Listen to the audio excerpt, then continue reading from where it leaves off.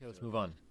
In the co-main event of this UFC fight night in Paris, France, in the women's flyweight division, a very consequential bout went down between two very talented ladies, and Manon Fior came out the victor by defeating Thug Rose Namajunas by unanimous decision. The scorecards read 30-27, 29-28, and 29-28, all for the Frenchwoman, Manon the Beast Fior.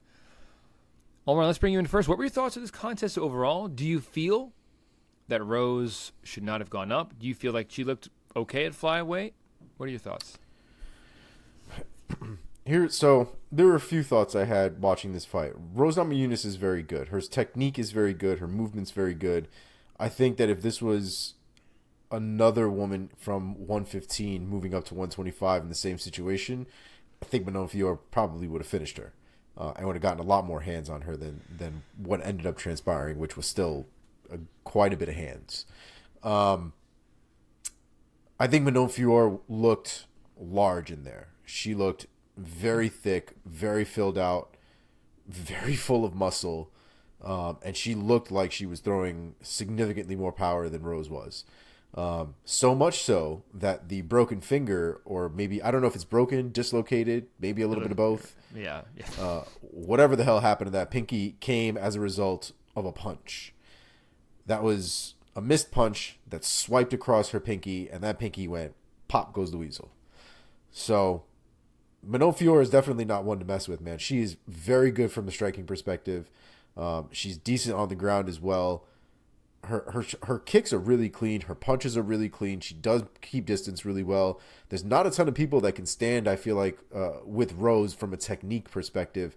And she not only had the power, but she also did have the technique as well.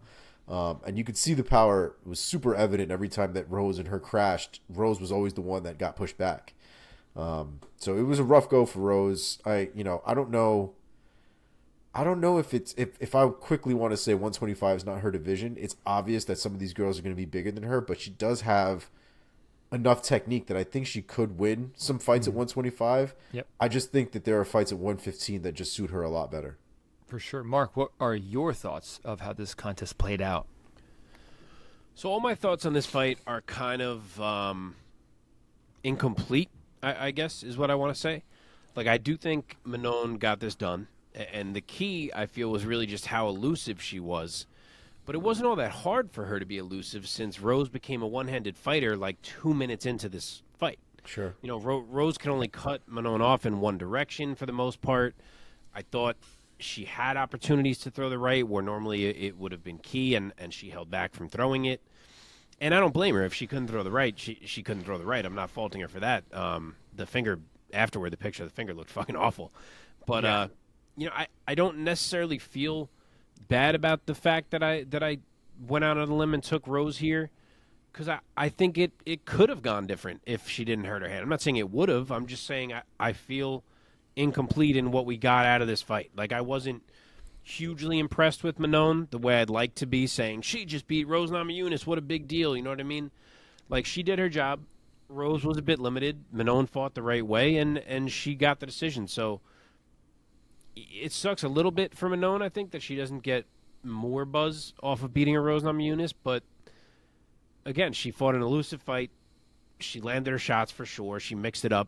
She did push through a big headbutt that opened a cut, so props to her for that. And she gets a significant W, obviously, but I just feel as if she didn't beat fully, capable Rose. Yeah, I mean, I took Fior pretty confidently, and at least I felt like I got this one right. Finger aside, pinky aside, I thought the fight kind of played out how I envisioned it. I thought we felt like Fior was going to be the bigger woman in there. She most certainly was. Rose defended herself afterwards on her social media saying, was she a little bit bigger than me? Yes, but she was not too big for me, I think is something, paraphrasing what she said. Did she knock her down? Did Rose knock her down, or I thought it was more of a slip. It Rose looked more said like a that. slip. I don't remember a knockdown in that fight. I was trying to She think. fell down. I do remember that Manon Fior was on the ground at least a couple times, to be honest, actually. And she kind of like rolled back up. Yeah. But it Must didn't have look been like. slippy for it to not even Yeah, it didn't register in really my look like she brain. cracked her and dropped her. It looked more like she, if anything, maybe tripped her or something like that. But it didn't look like she cracked her to the ground or anything. But look, I said this last week, and I'll stand by it. I thought that Manon Fior was arguably the toughest matchup in the top 10, top 5 of flyweight for Rose to jump up into facing. I think that there are other interesting fights that could be more winnable for a Rose Namajunas. I would love to see. I mean, we know that Rose can beat Jessica Andrade, who's now a flyweight. I think Chukagian would be interesting. I think Tyler Santos would be interesting, although Tyler Santos, as we know, she's a big girl and she can crack and she's very athletic, which could give Rose trouble. So is Chukagian, dog. Like, I've met Chukagian, or not met, but I've seen Chukagian in person. Mm-hmm. That chick is huge. Oh, really? That is a big girl. And I'm not talking about necessarily height, because I'm pretty sure she was wearing heels when I saw her at an event. She was a lot taller with heels on, but she's still like. I mean, all these thick, girls dog. in this division are strong. Lauren Murphy's a strong man. girl. Yeah, dude. Maya's a stronger. Macy Barber's a stronger. Like, there's a lot of strong girls in this division. It's not going to be easy. Yeah. Just to finish my point, I'll go all the way up to the top. I think that Alexa Grasso is a more winnable fight for Rose Namajunas than Manon Fior. Oddly enough, considering she's the champ, I actually think Grasso's a more winnable fight for Rose than maybe about 5 other girls in the division. Right. Yeah. Simply because of the way they match up. Yeah. Yeah. And the size, I think, too.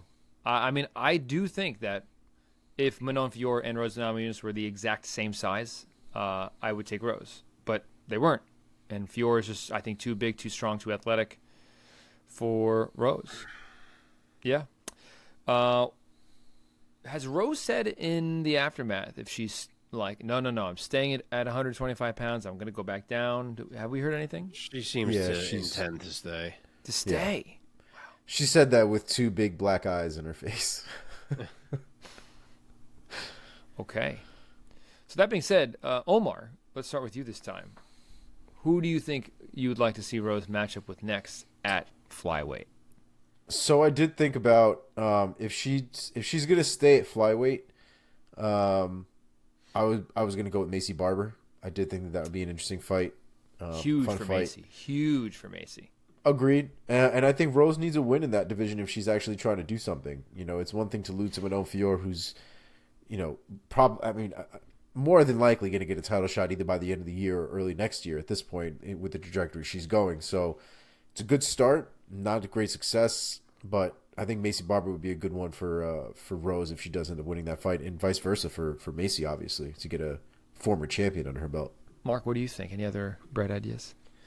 Yeah, my answer was Macy, too. I don't think girls like Chukagian or Lauren Murphy are bad options if you want to go more the veteran type of test in this division. But, yeah, I would go Macy, I think.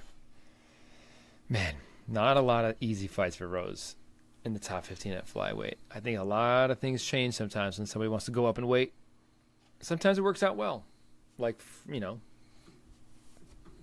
sometimes people, they don't have to cut as much, but other times it's like, ooh, these people are bigger and stronger than me.